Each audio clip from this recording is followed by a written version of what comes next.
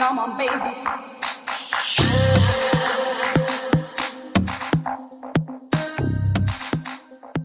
Come on.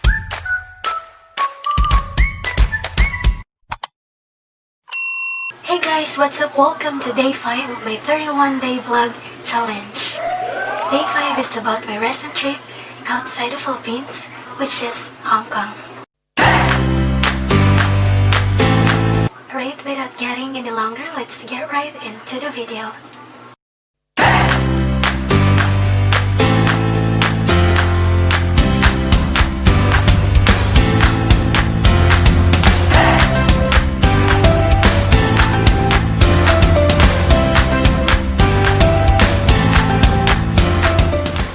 How are you? Today I'm gonna share to you my experiences in Hong Kong for 3 days and 3 nights. Hong Kong is very special to me because it's my first international trip. So first, let's talk about the airfare cost. We booked our tickets online through Cebu Pacific website and spent almost 15,000 pesos per person for a two-way ticket. Yes, that is a bit expensive because there was no promo at that time, though we booked it 9 months in advance. Since going there was a connecting flight, although I don't like connecting flight, we didn't have a choice since that was the cheapest ticket available with our schedule. So our route was Cebu to Manila and then Manila to Hong Kong. So we arrived at Hong Kong airport around 7:30 p.m. Then we rode a bus going to, it's pronounced as Tsim Sha Tsui. Tsim Sha Tsui. Tsim Sha Tsui is a nightlife and shopping district located in southern Kowloon, Hong Kong. In Tsim Sha Tsui, there is this huge building called Chongqing Mansions. It is 17 stories tall and consists of 5 blocks named as A, B, C, D, and E. This building is occupied by many independent low-budget hotels, shops, and other services. For instance, on the 5th floor there are at least 3 low-budget hotels or properties. You can see the directories near the elevator just like this. In our case, I booked a room in advance via booking.com. One room cost 1,194 Hong Kong dollars, or that is equivalent to almost 8,000 pesos. That is good for 2 persons for 3 nights. The name of the property is Castle Inn. It is one of the low-budget hotels inside Chongqing Mansions. Now we were instructed to proceed directly to the 11th floor upon arrival. However, when we arrived there, the front desk of Castle Inn was nowhere to be found. And we didn't have a direct contact of that person either. We only saw a note telling us to transfer to another block, which we did, but we still couldn't find the in-charge. So we ended up booking another place, which is still within Chongqing Mansions, and I cancelled my reservation with Castle Inn. However, my debit card was charged. I ended up crying on my second day in Hong Kong due to frustration. And it took me a month to finally get my refund. So this is what we learned, guys. Unlike any other high-end hotels wherein you can see the front desk the moment you get inside, here in Chongqing Mansions, front desk officers manage multiple properties. For instance, they manage a property on the 11th floor as well as on the 14th and 15th. So they don't stay at the same place all the time. So it's important that you have a direct contact of that person, or as much as possible, choose an early flight or early flight schedule, because if you are in a completely new environment, you still have to figure out a lot of things. In our case, we arrive at night, so it's very hard. Also, my advice is, if you wanted to stay in any of the properties inside this Chongqing Mansions, I would suggest please do not book in advance online. Just go there directly, look for any properties that has front desk, and then book a room in person. I know my experience is just an isolated one, but I don't want you to get frustrated looking for front desk in the middle of the night. Alright, so much for that bad experience. Let's talk about popular sites within Jimsajwe. First is Hong Kong Space Museum. It is an astronomy and space science museum. So if you are into astronomy and space science, this place is for you. And in front of this museum, you will find the Peninsula Hotel. This is not included with the tourist spots, but I believe this is worth sharing because this luxury hotel offers helicopter tours for you to see the popular sites within the city. So if you will avail the group tour, each person needs to pay 2,750 Hong Kong dollars for 18 minutes helicopter ride. If you want a more personal experience, you can avail the private helicopter tour, which of course very expensive. If you are a rich kid, you can also book a room at this hotel and take advantage of helicopter transfer from the airport directly to the hotel's rooftop. So it would be a fantastic experience if you have a lot of money. So second popular spot is the Hong Kong Museum of Art. It is the first and main art museum in Hong Kong. Next is Avenue of the Stars. Avenue of the Stars is an iconic seaside promenade in East Jimsajwe. It is modeled on the Hollywood Walk of Fame in honor of Hong Kong celebrities in the film industry. Next is Victoria Harbour. Victoria Harbour is one of the busiest ports in the world. It shelters big trading vessels, container ships, and cruise ships.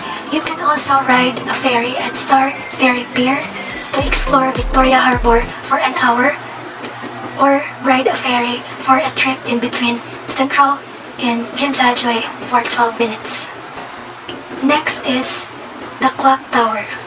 The Clock Tower is one of the most iconic sites in Jimsajwe. It has stood for more than 100 years and it is the only remnant of the original site of former Colon Station.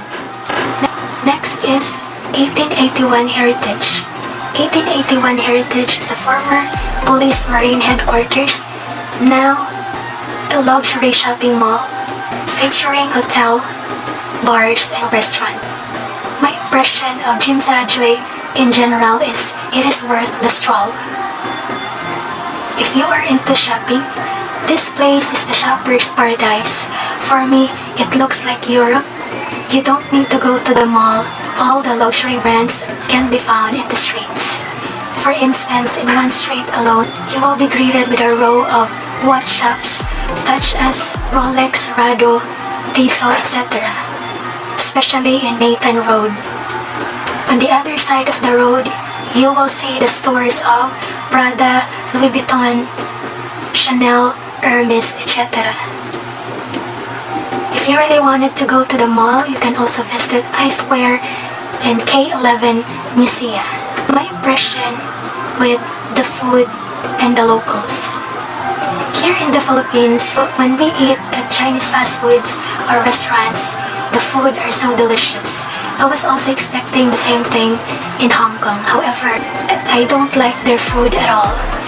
I don't like the smell, I don't like the taste, and most especially I don't like the sauce they use for their street foods. So I ended up eating at Jollibee, McDonald's, or Pizza Hut almost every day. Locals, on the other hand, are not friendly and don't speak English. You can ask help from hotel staff, airport staff, or any authorities, but with the locals, never mind. Now let's talk about transportation. The land transport in Hong Kong consists of taxis, buses, MTRs or trains, and tramways. And passengers have an option to pay through cash or through Octopus card. Octopus card costs 150 Hong Kong dollars with an initial credit or load worth 100 Hong Kong dollars. You can also reload with 50 or 100 Hong Kong dollars. You can buy this card and loan in 7-Eleven and any other stores. And there are also top-up machines available, especially at the subway station. In my case, I did not purchase an octopus card because I just borrowed an octopus card from my former team lead, so I only bought a loan. Only my two sisters bought a new one. This is very useful card because when you ride a bus or a train, you just need to swipe it. It's very convenient. You don't need to pay through cash. And since Wi-Fi is life, you need Wi-Fi while traveling, we purchase a SIM card which costs 120 Hong Kong dollars that has free unlimited internet for 7 days. Their internet is amazing. It's so fast. There's no buffer when you stream. Now let me share to you our experience riding a train going to Disneyland. Google is your best friend. I googled for directions and this is what I've got. We went to the subway station and we couldn't find any train or any signages. We were so confused, only to find out that we still need a long walk until we reach the actual subway station terminal. Just like this. Once you arrive at the subway station terminal, just swipe your octopus card and you're good to go. So this is us riding the train. While riding the train, you need to pay attention to the interactive map. The circle blinks, which allow passengers to know where they are at the moment. There is also an audio, just like this. Let's try to listen. Welcome to the Disneyland Resort line. Next station, Liking. Next station, Liking. The directions that I got from Google was actually accurate. For approximately 45 minutes, we arrived at Disneyland. Is that vlogger pose? Vlogger pose for more. Going back from Disneyland to Jim Sajoy was a funny experience because we were lost. We stopped at the wrong station. We thought we already arrived at Jim Sajoy. We were walking very far and then we didn't see any familiar buildings. Then we realized that we were one station away from our actual destination. So since we were so stressed already, we decided to ride a taxi which cost us a lot of money. With our last day in Hong Kong, we spent our day buying food and souvenirs. In my case, I bought chocolates, cookies, and key holders, pens, etc. All in all guys, my experience in Hong Kong, I would say 5/10. If I didn't have bad experience with my hotel reservation, I would say I would rate 7/10. Take note that our trip was DIY or do it your own. So if you will book a package tour, which of course has a tour guide, I'm sure you will have a fantastic experience. Also, our trip was more on a city tour to experience their culture and way of life. The question is, will I go back if given a chance? Definitely, yes.